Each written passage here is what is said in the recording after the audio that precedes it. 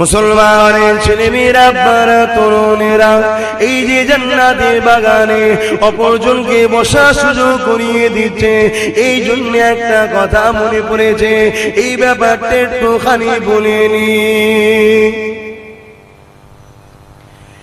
এ যুবকেরা, কাল কিয়ামতের ময়দানে আল্লাহ একজন বান্দাকে উঠাবে, তার হিসাব নিতে নিতে দেখা যাবে ওই বান্দাটার মাত্র একটা নেকি কম পড়েছে, আর একটা নেকি যদি থাকতো ওই বান্দাটা জান্নাতি হয়ে যেত।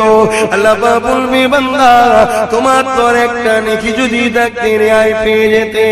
এ বান্দা রে, তোমার যখন একটা নেকি কম হয়ে গেছে বান্দা, তাহলে তুমি জাহান্নামে চলে যাও।